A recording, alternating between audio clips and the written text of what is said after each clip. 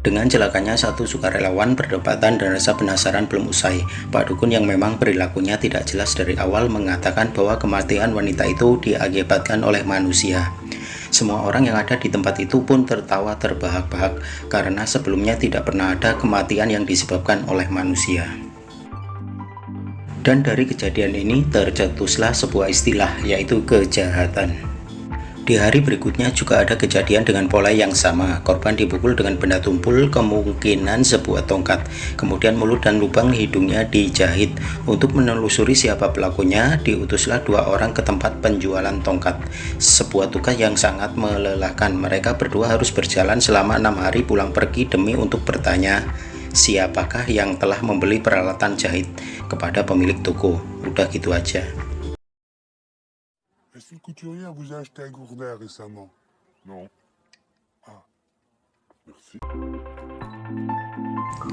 Adanya sebuah tragedi bukan berarti semua telah usai. Show must go on. Acara happy-happy harus dilakukan agar tidak stres. Kepala suku yang sangat mengayomi warganya itu pun kemudian mengajak orang-orang untuk bermain bola rusa, sebuah permainan yang sangat bergengsi di zamannya. Canda tawa sorak-sorai membahana ke seluruh jagat raya. Saat giliran istri kepala suku melakukan servis bola, bola melesat jauh menembus awang-awang. Dengan cekatan, Pierre Keriting berlari mengejarnya. Sesampainya di sebuah semak-semak, tanpa sengaja Pierre Keriting melihat seorang wanita cantik sedang berdiri mematung.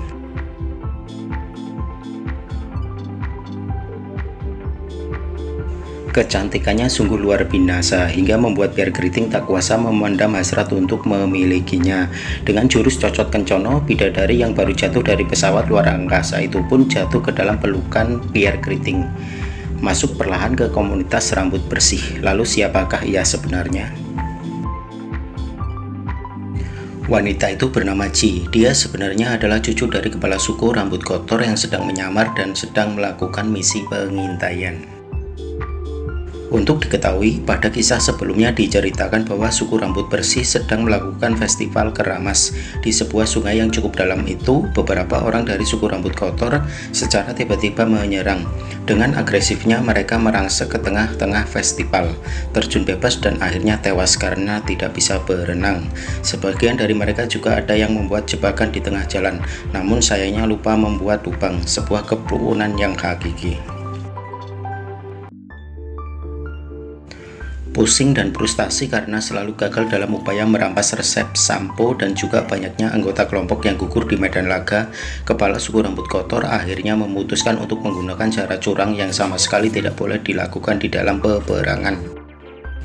Kepala suku itu lalu menyandera dirinya sendiri. Ia mengirimkan pesan dan juga potongan tangannya sendiri kepada kepala suku rambut bersih agar segera menukarkan sandera dengan resep sampo. Apabila sampai batas waktu yang telah ditentukan sandera belum ditebus, maka sandera akan dieksekusi. Namun sayangnya kepala suku rambut bersih tidak peduli dengan tindakan bodoh itu, hingga akhirnya kepala suku rambut kotor mengeksekusi dirinya sendiri. Nah, berangkat dari peristiwa memilukan ini, yang dilakukan oleh Ji merupakan strategi perang membaur dengan lawan, menghancurkan dari dalam. Tapi apakah benar strategi ini efektif dan efisien? Beberapa hari kemudian seorang penggali fosil juga diserang dengan tongkat pemukul, kemudian mulut dan lubang hidungnya dijahit. Dan secara kebetulan si petugas ronda melihat kejadian itu, namun sayangnya ia hanya melihat pelaku bagian punggungnya saja.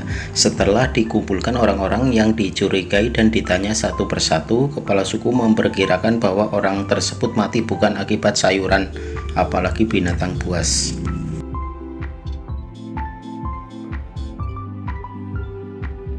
Mentok dengan itu semua, dibentuklah sebuah tim investigasi. Kepala suku menunjuk Pierre Keriting dan Pirang untuk mencari pelaku.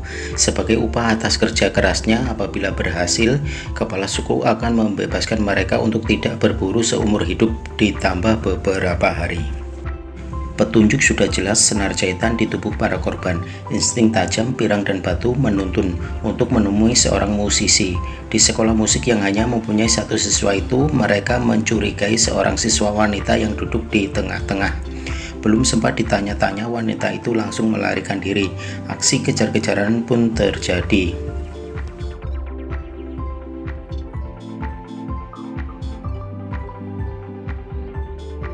Karena waktu menjelang malam dan mereka takut akan kegelapan, aksi kejar-kejaran akan dilanjutkan keesokan harinya.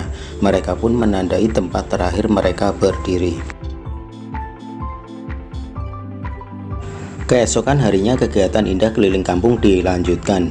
Mendaki gunung, melewati lembah, sungai mengalir indah ke samudra bersama teman berpetualang. Dan tidaklah butuh waktu lama, wanita itu berhasil diringkus.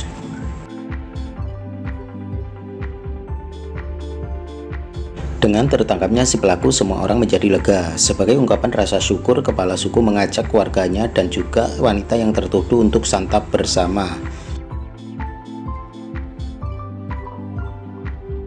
Seonggok kudanil jumbo dijadikan hidangan. Tidak lupa si wanita cantik mengucapkan banyak-banyak terima kasih atas kehangatan yang diberikan oleh komunitas ramah itu. Namun ia tetap menolak segala tuduhan yang disematkan kepada dirinya.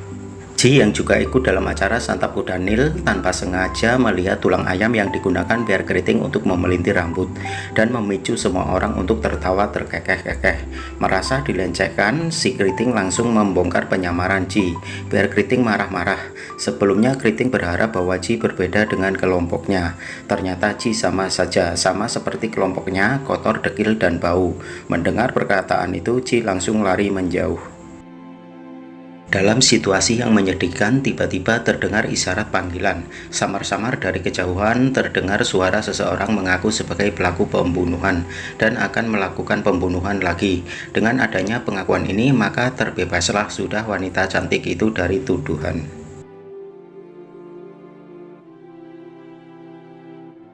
Waktu menandakan pagi, seperti biasa, istri kepala suku mulai sibuk membersihkan hutan.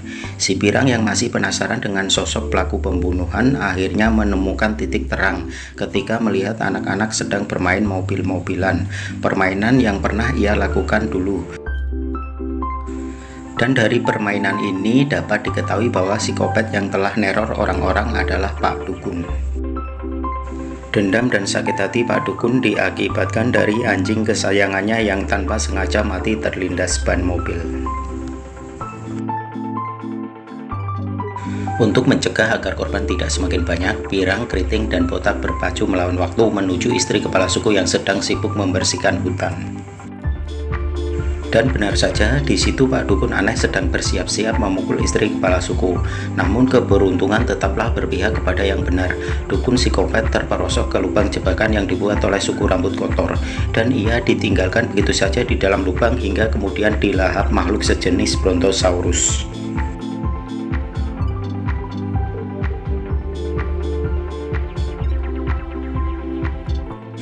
Atas partisipasinya yang tidak disengaja dalam mengungkap kasus kejahatan, kepala suku rambut bersih mengundang kelompok rambut kotor untuk keramas bersama. Saat asik berkeramas ria, terungkaplah sebuah fakta. Setelah dicuci, rambut mereka berwarna pirang dan ternyata biar pirang adalah pangeran dari suku rambut kotor yang telah lama hilang.